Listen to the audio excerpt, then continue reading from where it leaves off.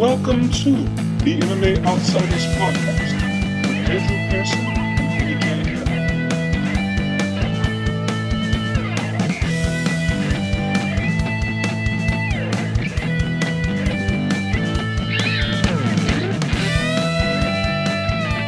Alright everyone, welcome to the MMA Outsiders. I'm Andrew Peterson. I'm AJ Herrick.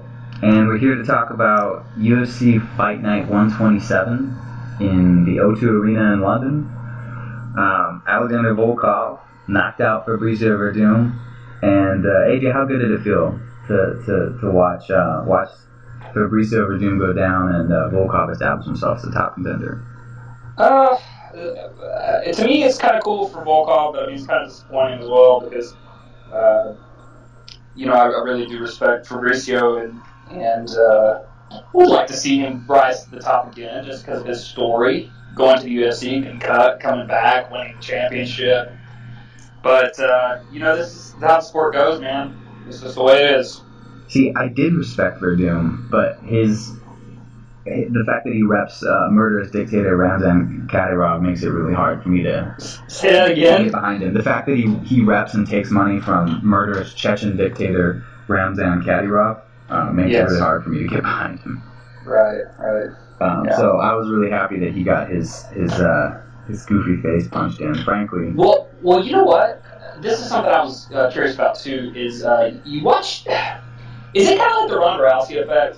What I mean by that is he knocks a couple guys out, and all of a sudden he's like one of the best strikers in the world or something. And then like you watch him, and he's throwing very, very sloppily with his hands down, running into punches, doing all kind of like how Ronda did. Ronda knocked out Betch Kohea, and all of a sudden she's like the best boxer in women's MMA or some shit. So you know what I'm saying? You think he bought into his own hype? I don't think he bought into it. I think I just am saying. Like maybe he is it surprising that he got striking? That's all I'm saying. Does it surprise you? Because he got knocked out by Stipe, you know. Yeah, and, but he also you listen to these guys. But I'm just saying, he's not like I wouldn't call him like one of the top strikers of all time. Yeah. I wouldn't either. Werdum's a weird case where he's really athletic and he's historically had a really good chin. Sure. He's not all that athletic, but historically he's had a really good chin and he's very aggressive. Sure. And at heavyweight, that's enough. Like most strikers are very tentative because you get hit by a heavyweight, you're going down. Werdum seemingly hasn't really cared in his better striking performances, like when he beat up Cain Velasquez. He beat up Cain Velasquez by not caring that he was getting hit and just throwing back. Right. So his defense has never been good. It's never been sound. But and it cost him in a couple fights, but he hasn't like needed it to be that great, you know? Yeah. Well, that's true, and absolutely. But all I'm saying is, a few podcasts who won't be named that I've listened to, it seems that they always backpedal whenever that shit happens. For instance, Ronda Rousey. I'm just using this as an example because this is how. Because I was on the train too, or whatever. And, a certain podcaster almost weeping when he's interviewing her. Oh, this is you're like Mike Tyson, and then she's in like WWE right now or something. She was like Mike Tyson.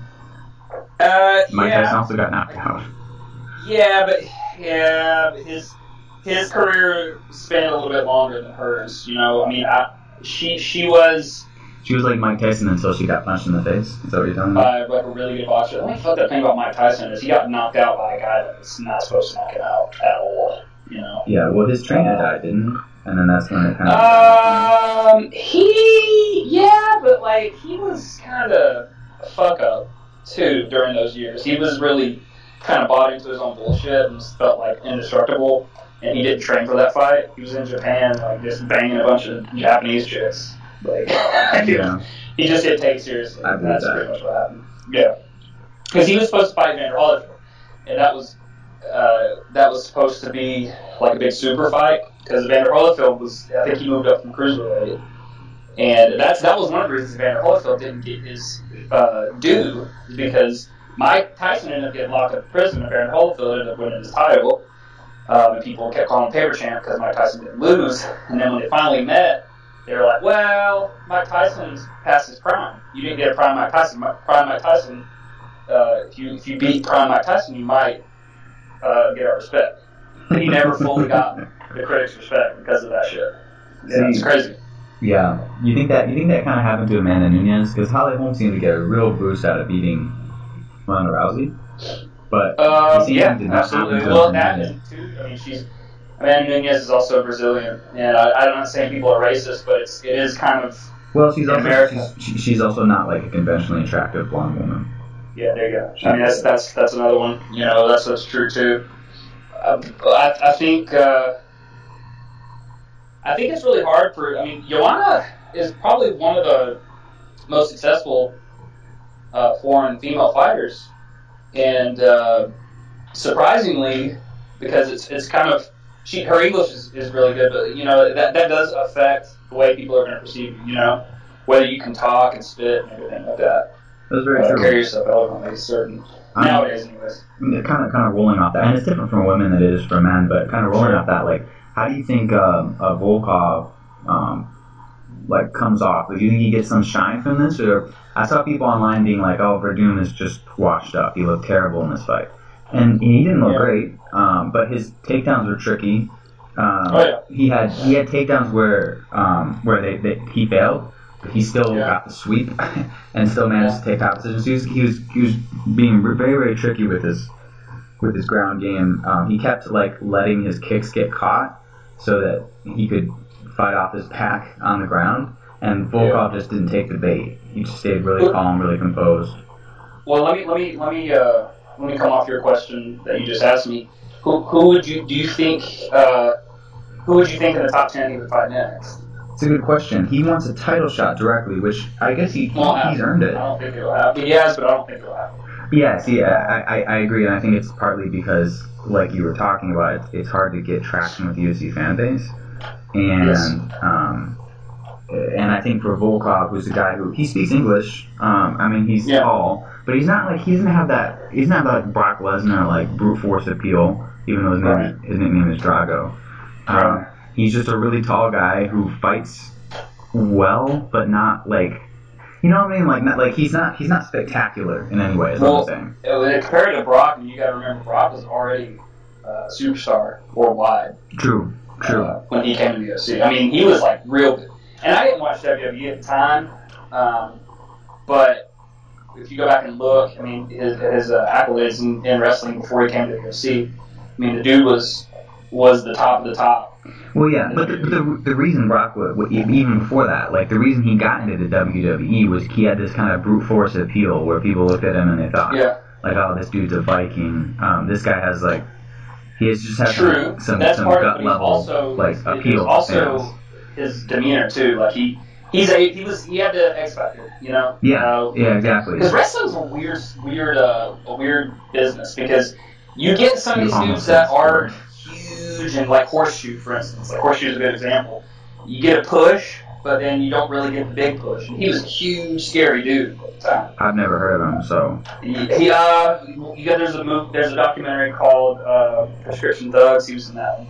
Okay. I mean, like, the point is I've never heard of him, so like he can't. No, that's my point. Yeah, exactly. So the only people that are really going to know about him is people that followed wrestling during that era. But it's a very weird business. But UFC's getting that way. It's becoming similar. So Volkov, he does have, I think, potential for a title shot. Superstar status, I don't know. It's kind of hard to see that kind of stuff because Conor has raised the bar very, very high for a lot of For what we all think of as like superstar material. Yeah, because back in the day, GSP and Chuck Liddell, they didn't really talk that much. And even GSP, when he talked, it was like, I expect him as an opponent and all this other stuff, and it just was like, still sold pay-per-views because, I mean, his athleticism was very, very different from what was going on at the brawler types, no holds bar.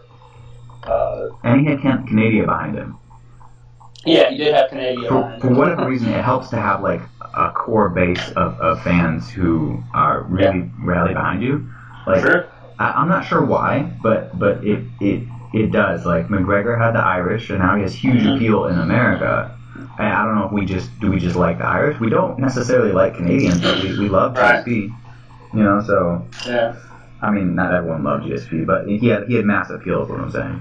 Yeah, and I think a lot of people tune in to see people lose. People that are so dominant, they want to see them lose. So, that's true too. Yeah, I mean, I was part of that because he beat Matt Hughes, pissed me off. I'm a huge Matt Hughes fan. Oh man. And I feel like I got robbed too because Matt Hughes was supposed to fight Matt Serra for the title because GSP had lost to Matt Serra. GSP I thought was gonna have to go back and fight for his way to the top. I was like, oh thank goodness, Matt Hughes gets another title shot. He's gonna fuck up Matt Serra. And I was so happy. They did the Ultimate Fighter. It was supposed to be this huge thing. I was like, yeah, Matt Hughes gets his title back. GSP fights Josh Koscheck, beats Josh Koscheck, and then Matt Serra pulls his groin, and GSP, boom, gets title shot, gets the interim belt, comes back, gets his belt back, and fucking never lost it. And that was it, man. So it's ruined my dreams. It's all the fault of Matt Serra's groin muscle. Exactly, dude. Like, seriously, though. That's very true. I mean, at least get his belt back and then retire afterwards. Come on, Matt Hughes. Right on top. But no. Anyway. So as far as like where I see Volkov actually slotting in, even though he wants a title shot, I could see him fighting Derek Lewis. Yeah. Or Francis Ngannou. In Ngannou's like comeback fight. Yeah. He's really tough. He's 6'5". When he fought Stephen Struve, he's not 6'5". He's taller than that, isn't he? Yeah. Oh yeah. Fuck yeah. Because Fabricio's like fucking he's 6'4". Yeah, I think he's like 6'7". But when he fought Stephen Struve, it looked like mirror images of each other. Yeah. But Volkov was just tougher and had more ideas, and I think he has a little more pop in his shots too. Sure. But he has that aggression. Like when he gets hit, he'll come back and he'll throw and he'll light you up. Yeah. Yeah. He uses his range in weird ways, like with uppercuts more than like long straight punches. But yeah. I think I don't think he'll get. I thought Derek Lewis and Francis Ngannou were going to fight. That would be an interesting fight, man. Like I actually don't want to see that fight because. Did you like Derek Lewis? Well, yeah, I like Derek Lewis, and B, if Derek Lewis wins, he probably wins by knockout, and then what does that do to your contender? You know, like the guy that you're kind of hoping comes back. For like the UFC or whatever. Yeah, for like Francis Ngannou, he has potential to be he does have potential to be a star. Like that's a guy. Fucking learn how to wrestle. That's all I gotta say. Yeah, well, I mean, I we can talk about this. I don't think it's the wrestling so much for Ngannou. It's more the fact that he blew his cardio. Like he fought. Yeah, he thought he was just gonna go in there and fucking steamroll Stipe. Well, yeah. Some bullshit. Instead of being patient, which he always has been patient, he came in there and like was throwing like 20 shots a minute. Like you can't do that and then expect to like keep your stand, because he did just fine on the first couple times Stipe shot. So when he got tired and he couldn't stand up from like all fours. And Stipe was just leaning on his neck. That's what really messed up. It wasn't. I don't think it was his lack of ability to wrestle. Like I'm sure. Like I'm not saying he can't wrestle. I mean, and it really doesn't take that much to if you're that big, you're at that level. It doesn't take that much to stop a shot. You know, look at Conor for instance. Conor uses a lot of framing to stop people's distance and people's shots. So I mean. He has the ability to do that, but I just don't. I don't know, man. I think that Stipe is just a really, really top level dude, and I think he was better man that night. If they fight, I think that Derek Lewis would hopefully win. I would like to see him in title contention. I don't give a shit about the UFC. You talking about Volkov or Ngannou? Ngannou. I don't give a fuck about Ngannou's fucking superstar status that the UFC's trying to build up. I give a shit. Because I think that Ngannou's one of the few new prospects heavyweight has. Volkov is the other one now. He's 29 years old. But Derek Lewis is already fucking big on Instagram and shit, man. I mean, he's already got a fan base. I think that would be a fucking awesome fight. I love Derek Lewis, man. But like, I think I can love Derek Lewis and like recognize there's an athletic difference between him and someone like Ngannou. Yeah. Yeah, it's true. I mean, but even then, like, I mean, Ngannou was exposed, you know, like, so it just depends on how that fight goes. And if there's a different approach on Ngannou's part rather than just say, I'm gonna knock him up, you know, all that shit. True. Anyway, so yeah, man. What about Jimmy Manuwa and Jan Blachowicz? Did you watch that? That was a surprisingly great fight. That was good. That I mean, like, especially considering how bad their first fight was. Yeah. Well, okay. Let me ask you this. So you remember how Jimmy Manuwa was calling out Daniel Cormier? Yeah. Calling him like fat wrestler and all this shit. I do remember that. It was ridiculous. How do you think that fight would go? He would get shit kicked. Exactly. Like, he'd get crushed. I mean, I always thought that. I actually think he'd get knocked out. But yeah, man. I mean, like, light heavyweight is such a weird division where you have Daniel Cormier on one, and like John Jones on one level, and maybe Gustafsson, and then everyone else beneath that. Yeah. Although I'll tell you what, Gustafsson had a lot of trouble with Jan Blachowicz. He had, or Jan or Jan, whatever. However you correctly pronounce it. But he had to take him down to beat him because Blachowicz had like discovered combination punching, and that's what really won him the fight, was just throwing in combination and not getting tired. I mean, Manuwa kept throwing heat and missing, and Blachowicz kept throwing what he was throwing and connecting. And it's really funny because they're teammates, right? Manuwa and Gustafsson. Yeah, they are. They fought and then they became teammates. That's right. Yeah, so I mean, it was great, man. It was an intense fight. I was happy for I think maybe pronounce it Blachowicz. I'm gonna keep asking in just different ways, and I'm sure one of them will be right. But if I say it like Blachowicz, that's it sounds a little bit more what's Slovakian. But if you say Blachowicz, that sounds more Polish. It means Polish. So. Blachowicz? Okay, Blachowicz. I'd have to ask Paulina. She would know. Oh, yeah. She fucking laughs at me whenever I try that. And I was like, Polish names? Well, yeah, a Polish person is gonna laugh. She laughs at me. I'm like, yeah, you know that poet Czesław Milos? She's like, what did you just say? And I said, Czesław. She's like, no. She starts laughing. It's Czesław. I was like, how the fuck am I supposed to know that shit, man? It looks like what it looks like, you know? Yeah. I mean, the same. I wish I knew languages better, but I'm stuck with English. And yeah, whenever I try to pronounce like Chuck Norris's martial art, I always thought it was Chung Kuk Do, and it's like Chun Kuk Do, yeah. But I can't really pronounce it even so. Chung Kuk Do, that's some shit that I would say too. But you know what? My thing is like. I know how to pronounce certain things, but I do it on purpose to mispronounce them because I don't want to sound like an asshole. You know? Yeah, that sounds like you. Well, you know what I'm saying though. Like, you know how to pronounce it, and you know, like for Spanish words, you know people that they fucking pronounce shit and they're white. They're from the suburbs and they say it, and you're just like, shut the fuck up. But that's the proper way to say it. That's me. I don't want what's a good word?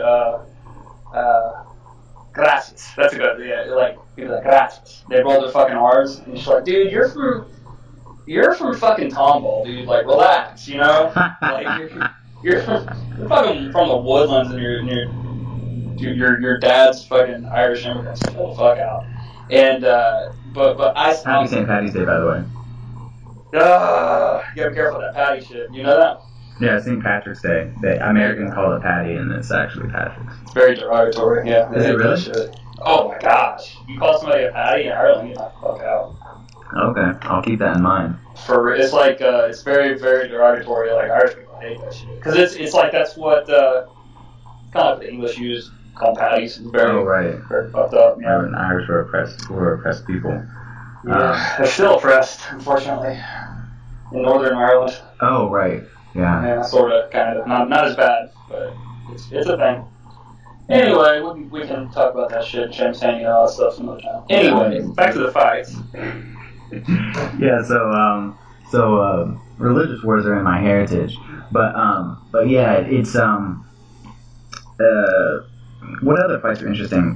We had Leon Edwards get a stoppage. I did want to talk about this. The last second stoppage on the card, which is unbeatable. Like someone was like, after the first one, which was Paul Craig getting a last second stoppage over, what's the guy? Magomed Ankalaev. Like literal, like tapped him at the last second of the third round, and someone was like, "Oh, that's unbeatable." And then immediately we get a second one, and it's like, "Well, it's still technically unbeatable. You can't like until you start recording nanoseconds or milliseconds. You're not going to get a later stoppage than that." Right. But yeah, two of them on the same card. Leon Edwards is a welterweight who has like run through the middle of this division, like really quietly built up this massive win streak, but he still gets no recognition. Yeah. So he called out Darren Till, Darren Till's a guy who seems to have like the X factor, right? Right. And Darren Till was just like, yeah, no, I'm looking up, not down the rankings. And it's like, this guy probably has a better record than Darren Till. Like, Leon Edwards has fought, he's won 1, 2, 3, 4, 5 in a row, including Albert Tumanov, who's not in the UFC anymore, but at the time I think he was probably ranked at the time. Yeah. Just 5-fight win streak. And no recognition, no step up in competition. Just been like middle of the road guys, kind of like Matt Brown when he fought like 6 people. It's almost like they don't expect him to win or to be anything. They just keep feeding him mid-level guys. So it's just a shit ton of it at welterweight. Yeah. But I mean, what do you do with a guy like that? I mean, if you're him, rather, do you like stop and ask for like, hey, give me a top opponent next? I mean, I guess he did with Darren Till, but Darren Till has no incentive to take that fight because it's a guy who's dangerous and doesn't have a name because he's been stuck in like the middle of Fight Pass cards, in London. Yeah. I'm not sure, man. I mean, how long's he been fighting for UFC? Since 2014. Okay, so how long's Till been fighting with UFC? Not nearly that long. I have to look it up. But yeah, Darren Till's not been fighting for the UFC nearly that long. He hasn't lost in 3 years, I don't know, man. I mean, unless he pulls a fucking Colby Covington somehow, bullshits his way up to the top. Gets a shot against a higher ranked guy like Till. All right, you put him what's Cerrone looking like? Is he going back to lightweight? He said he was, and then he just stayed at welterweight.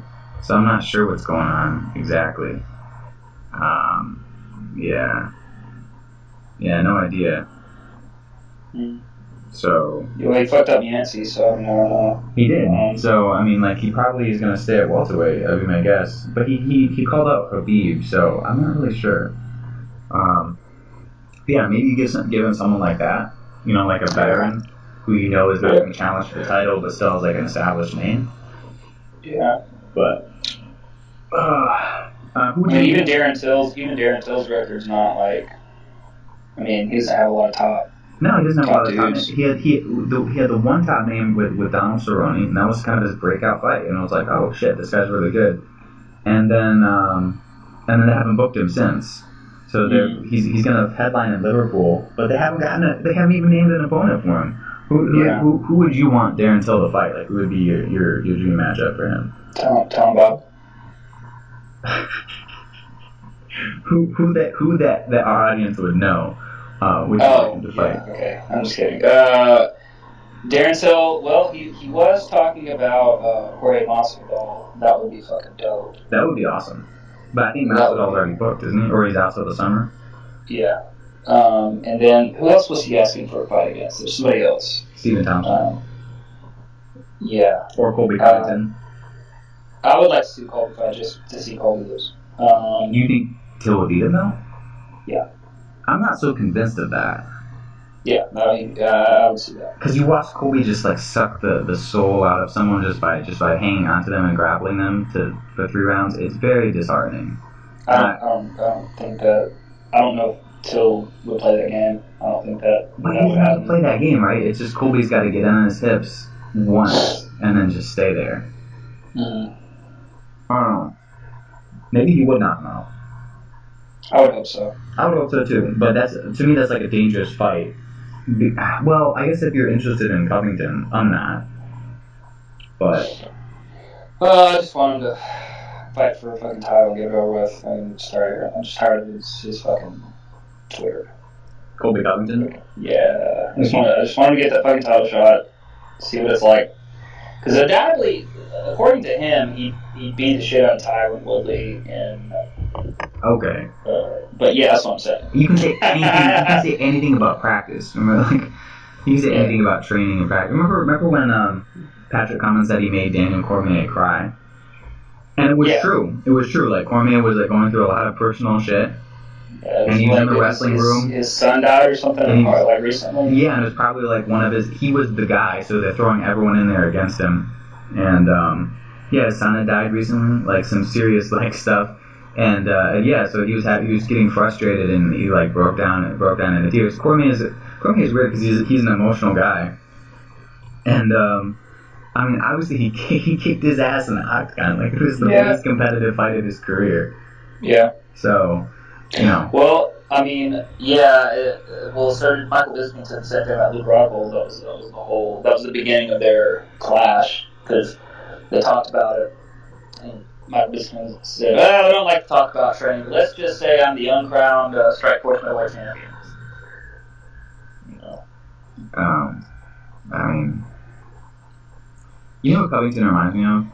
Who? The guy who made Family Guy. Have I said this before? No. Like Seth MacFarlane? Yeah, he looks exactly like a douchebag MMA version of Seth MacFarlane.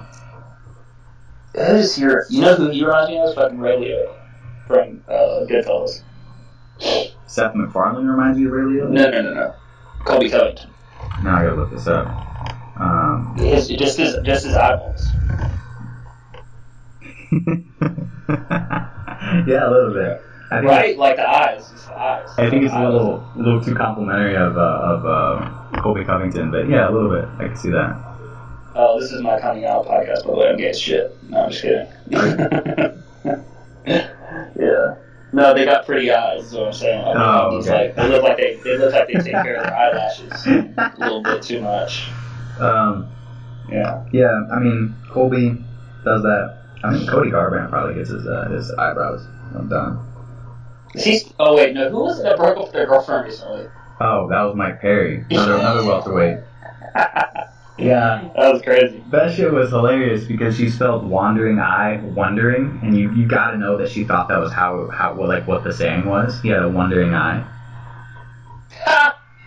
Well, never mind. I'll tell you later. If you're gonna make a joke about Florida, just don't bother. It's already been written. Do what? If you're gonna make a joke about Florida, don't bother. It's already been written a dozen times.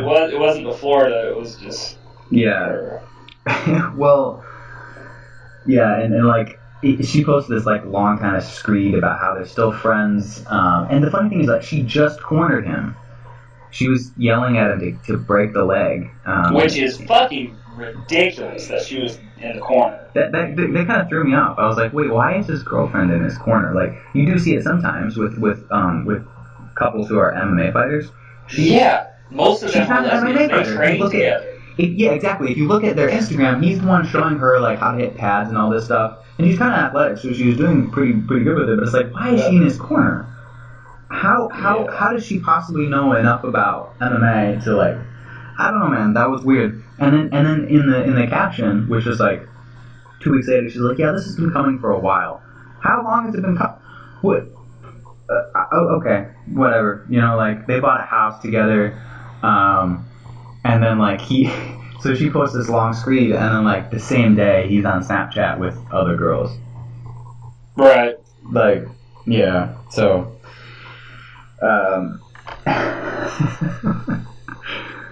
it is what it is. But yeah. Anyway, back to welterweight.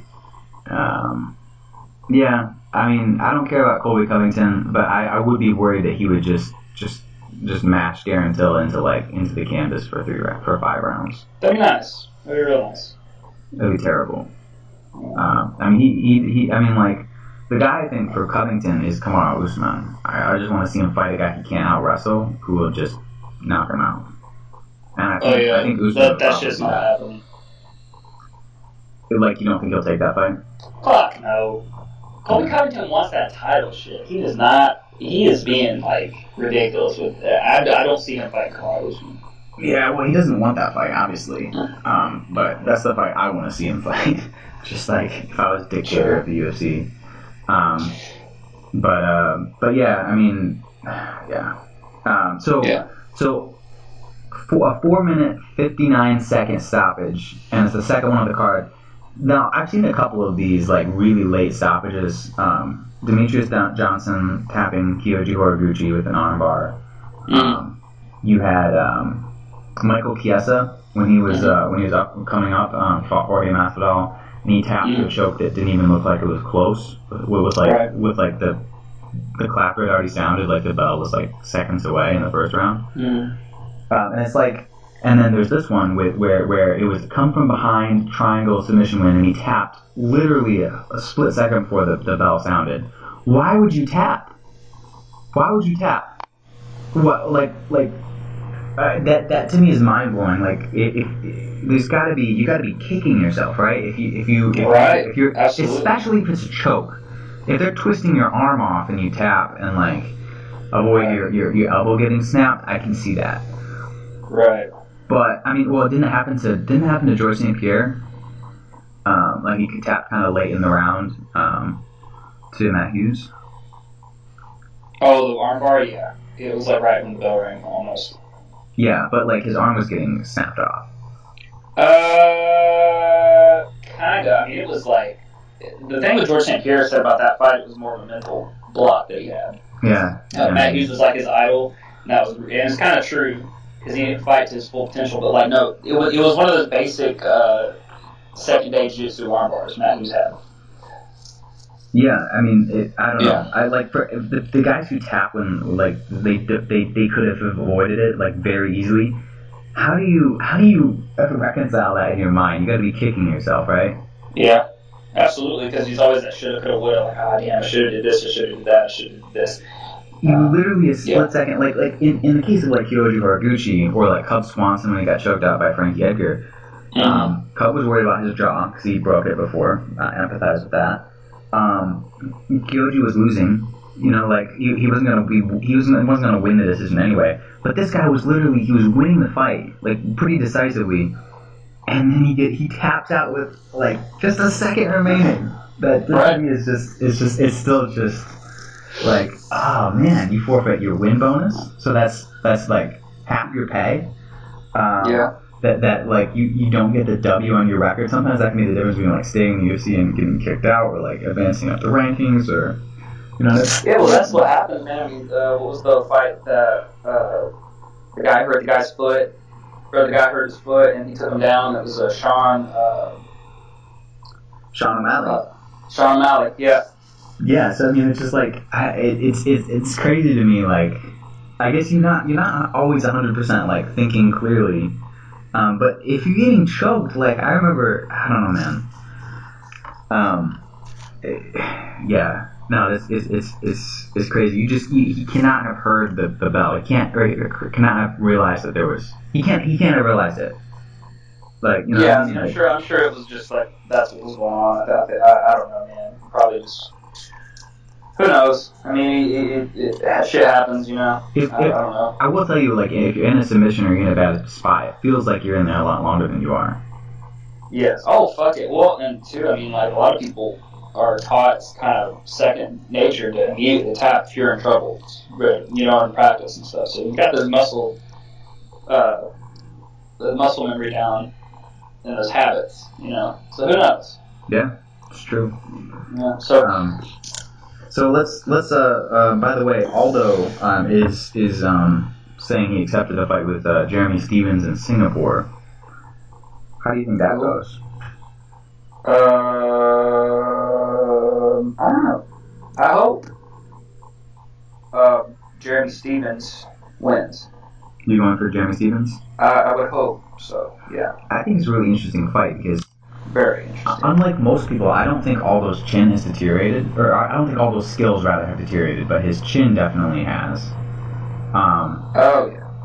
But like I actually think his boxing looks better than it ever has. He's gotten away from his leg kicks, but I think like skill wise, I think Jose Aldo is sharper than he's ever been. Yeah. I don't even think his cardio is off. I think it's always been.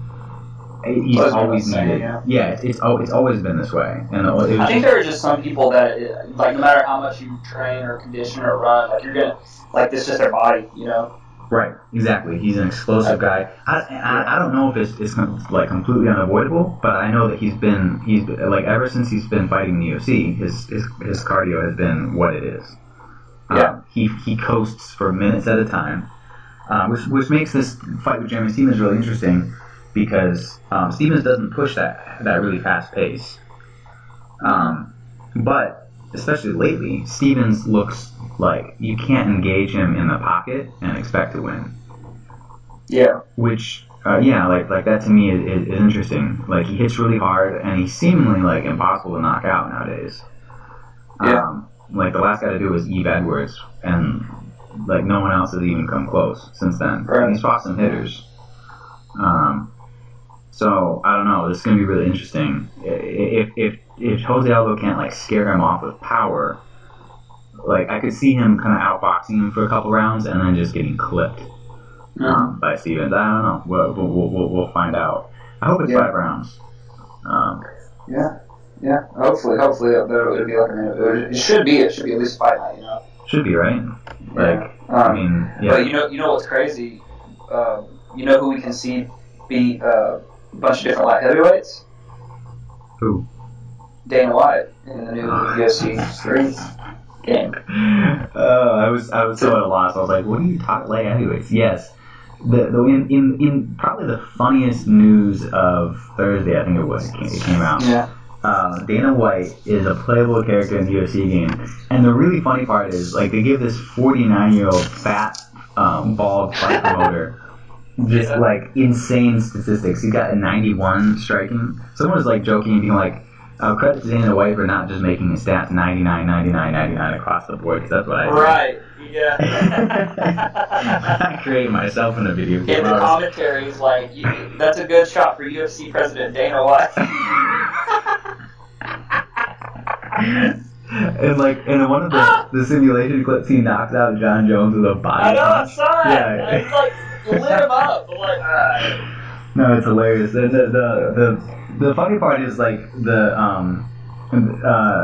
developer came out and was like, y'all don't understand. This is TRT, C-level, motivated, prime Dana White. Like all the tropes. Like, what?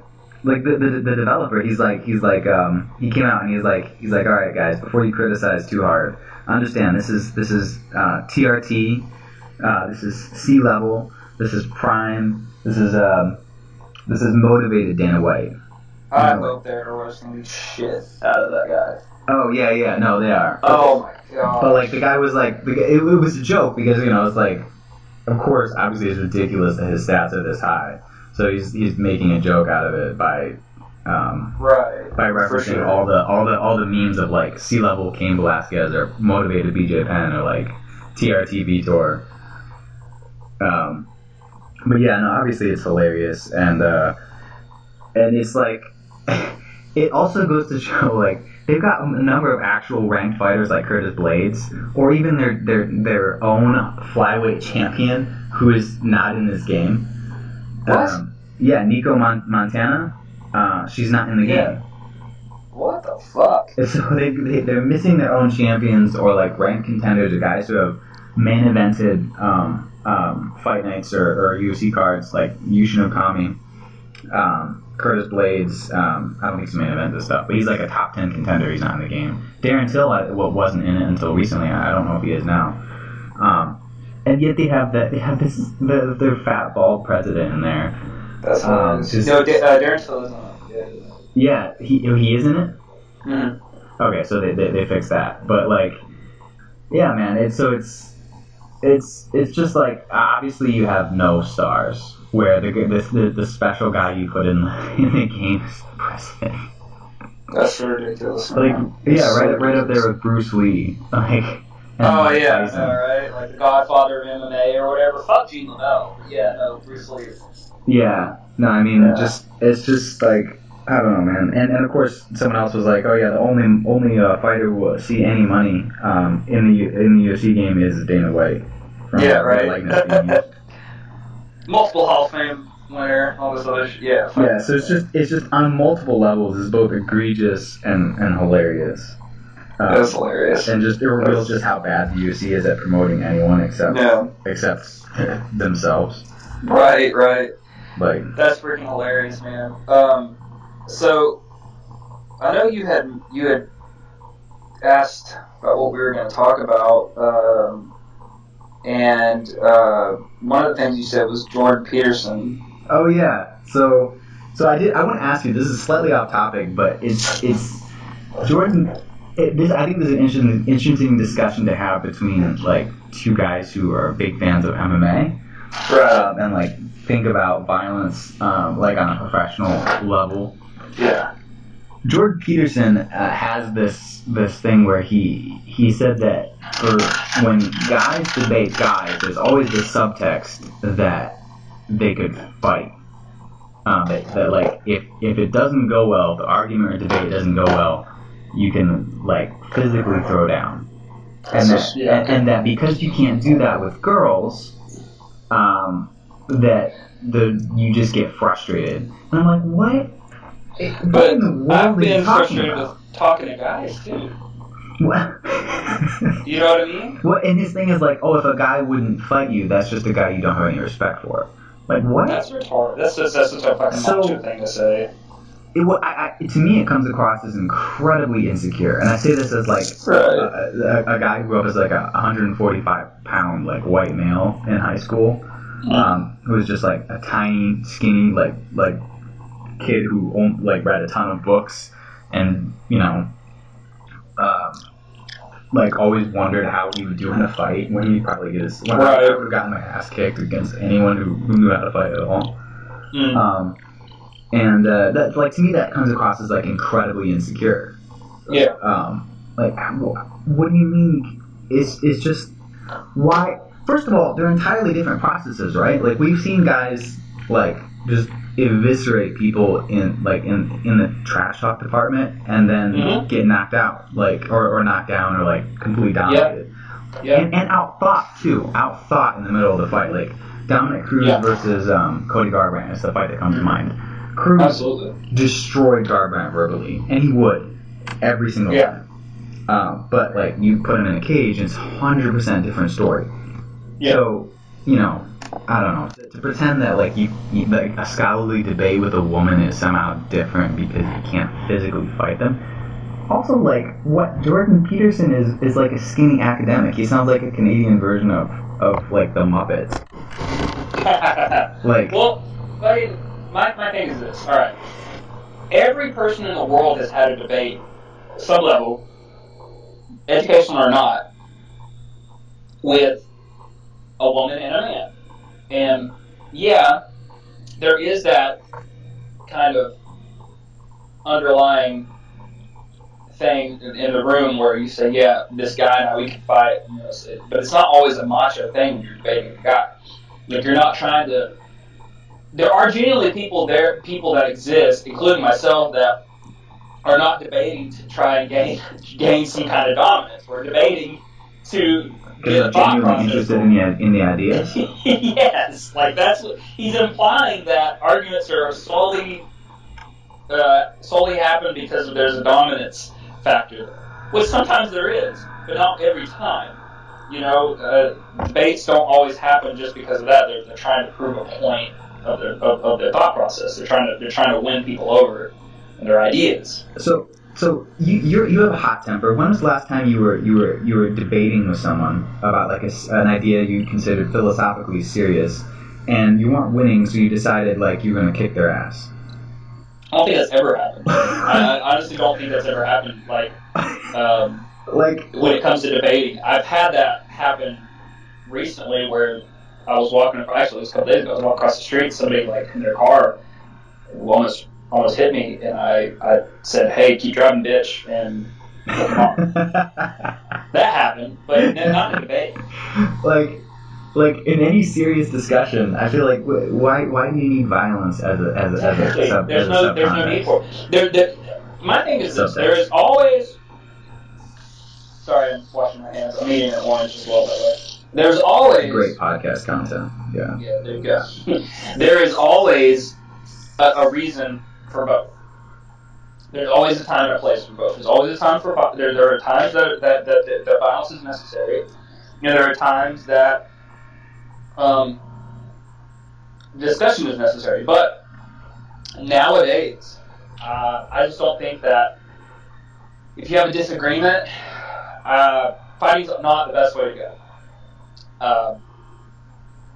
Do you think there's ever a point in your life that you could say, like, man, I would call this guy up and challenge him to a fight? Like, do you think there's room for that in society nowadays? Yeah, I think me calling Jordan Peterson out, I think that's the proper place for it. But that would never. That's true. That is true. But I mean, would you call him to a fight, like a street fight? Or no, it would be a street fight. It would be a street fight. Okay. Yeah, because he's obviously like very intensely insecure about this, so we need to settle it. Yeah, that's good. Well, my thing is, people want to fight. If people want to fight, I think it should be in a controlled environment, at like they used to do it at like MMA gyms, because that still happens. So sign a contract, you can't sue. Yep. You duke it out. So my thing is, violence is like sex. It's only okay if it's consensual. Mm-hmm. Except possibly when the person's a Nazi. Like, yeah, if someone's being like, so there are limits, I guess. Like there is a place for this discussion. Like, is there a place to respond with 2 words with violence? And I think that there might be if the words that are being used are like inherently violent, and like if someone's preaching Holocaust, I think it's okay to go up and punch them in the face. Yeah. And I don't know if I would or not. Even then, they still have a right to say that stuff. Well, even then, actually, like I've seen that happen, and it makes me uncomfortable. So obviously, there's a part of me that's not 100% okay with that. But like I also won't like denounce someone who punches a Nazi in the face. Yeah, and I have a it's funny. I have I think we were talking about this before the podcast. I have this thought about like any kind of violence. If you're having to take it to that level where you're having to be in a physical altercation, like, fucking use a baseball bat. Like, if it has to get to that level where you're having to defend yourself physically, I'm not. Right, because why would you actually why would you get into some sort of macho dick swinging have you had people try to like fight with somebody? Macho you, like they're doing it, like they might do it in front of your girlfriend, or they might do it in front of like a group of people because they're insecure. They'll try to like it could be anything. It could be like something that you do really well. You know what I mean? It could be like let's say you learned a new skill recently, and you're really good at it, and they come in there and say like, let me see that, and they try to do it. It's like, can you do that? Can you do that? You ever have people do that to you? So the only person I've had like that I can think of off the top of my head is actually someone we know. So I won't say his name on the air, but yeah, he would like try to kind of be like the big guy, and I was just like, no big deal, whatever, man. Like, sure, you can be the big guy. And until I actually wanted to fight him, like not out of like anger, but like just because like I was like. I was feeling like I wanted to fight someone just, for fun. Like, I was like, let's go, man, let's go. And he didn't want anything to do with it. Dude, I grappled the shit out of him. That was funny. That was before I even knew how to grapple really well. That was funny. Yeah, man. So I don't know. I think like if you have to resort to physical threats and violence, I think that's childish. I think if you want to, the best way that I would think about doing it is if somebody thinks that they're a badass, then because I've had people say like, I've had people come up to me and stand your ground, but I've had people come up to me at shows, and this one drunk guy, he goes, well, who died? I think it was Merle Haggard died. I think Merle Haggard died. He's a famous country singer. And he comes up to me, this guy gets on stage, he goes, well, Merle Haggard died. If you guys don't play Merle Haggard, I'm going to beat your motherfucking ass. And I said, okay, I ain't playing Merle Haggard. Your move. Your move, Jack. And he just looked at me, and I was being dead serious because I was like, dude, you're not going to fucking tell me what to play. I will not play what you want me to play. I'll play what I want to play. And if you really want to go do this, I'll beat your drunk ass up. And then he goes, my name's blah, blah, blah. I'm like, that's cool. He's like, oh, you guys play whatever you want. I was like, thank you. But, yeah, definitely stand your ground. I mean, that's for sure. But, no, absolutely. So I mean, like, it's one thing to be like, so if someone tries to punk you like that, like, I do think it's important that you do stand your ground. Oh, yeah, show, like you're not going to be bullied. Like, that's definitely stand your ground for that. Right. Like, I would get into a physical fight if like, if that was the stakes, you know what I mean? Like, there's I guess there's a place for it, but not offensively. Typically, like, no, you're right. If someone else is trying to, bully you or threaten you, then I think it's okay. It's necessary to stand your ground, like, just for your own. What was the famous fight that happened in I think it was in South Carolina? It was in the 1800s or 1700s, early 1800s. And it was like a government fight that happened inside like a government fight, and he got his head bashed in with the cane. What? Yeah, in Congress, right? Huh? It was in Congress, right? Yeah. Yeah. And the guy who knocked his head in, it was a northern abolitionist and some southern guy. He basically like came in and like beat the guy with a cane, and it was like, how is this okay? But that happened in the U.S. Congress.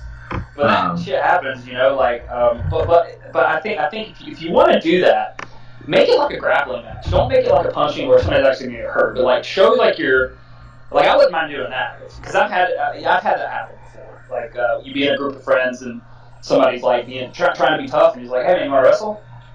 No, just wrestle. Just go a couple rounds. It's fine. Let's go. Come on, just be playful, and then you just establish your dominance, and especially the bullies and stuff like that. It's very important to learn how to fight people.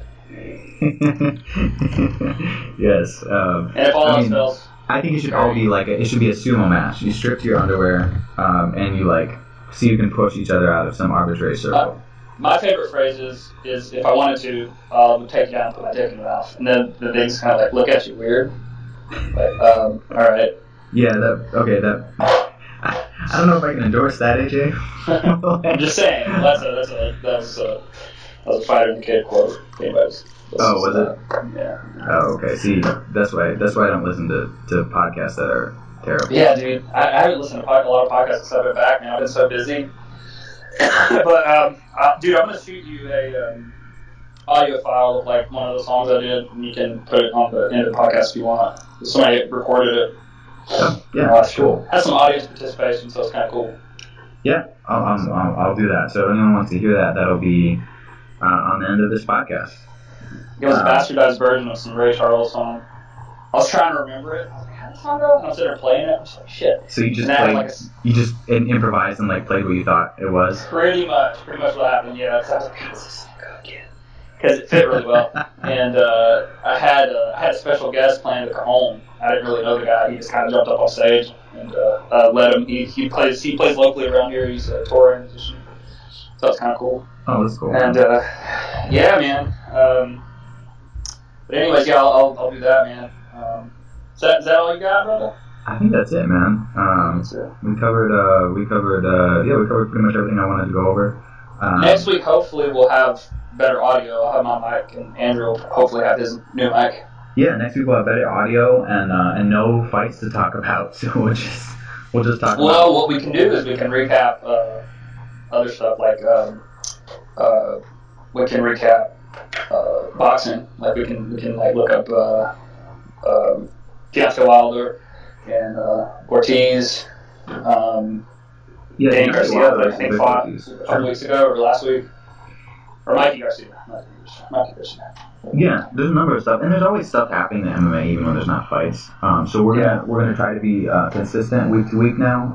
The AJ moved back to North Carolina. We're gonna be doing this every week.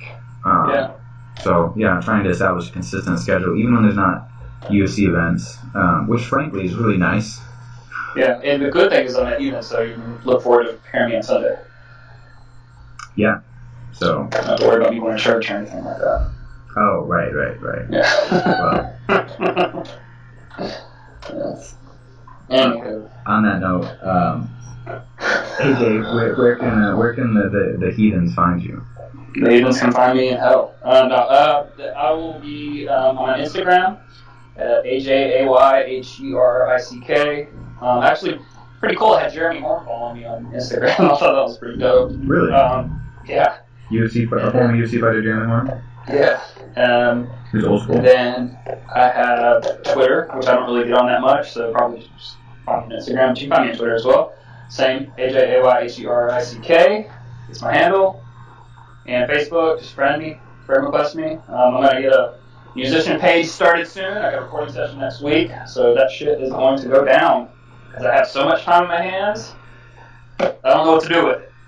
Oh, are you not? You not have a day job right now? I do not have a day job except for recording and playing guitar at that time. That's awesome. And doing labor jobs for my stepfather. Oh, yeah, well, that's also Technically, I have a day job, but not really. So it's all about the music right now. It's nice. Hey, that is nice. Yeah, so I'll send you a link. I'll send you that shit. So where can they find you at, Andrew? You can find me on Twitter and Facebook at Vorpality, VORPALITY. Yeah, I'm on there a lot. So if you guys have any questions you want answered next week, you just want your name, your Twitter handle shouted out on the podcast, hit me up on those platforms or hit AJ up. Yeah, you can be featured on the pod. Yeah, don't hit AJ up, hit me up. Twitter or Facebook. I'm nicer. Just don't DM me about like dick shit. I thought you came out as gay, AJ. What are you trying to say now? Still not comfortable with myself. I hear that. I'm not comfortable with my own homosexuality. It's like I'm violently gay, but I'm also violently Republican. So it's kind of. Okay. So like there's a clash. Minneapolis. Yeah. Have you seen Fight Club? I'm gonna shoot myself in the mouth and see which one dies. Which personality dies first? That is deeply disturbing. And we might just edit this section out entirely. Yeah. All right, everyone. Yeah. Thank you for listening to the MMA Outsiders. We'll see you next week. Bye. All right, dude. I'll send you that right now. I'm going to go box. You're going to box? You're going to hit your head back outside of the card? Well, head back, still makes shit. I'm going to do the okay, by the way.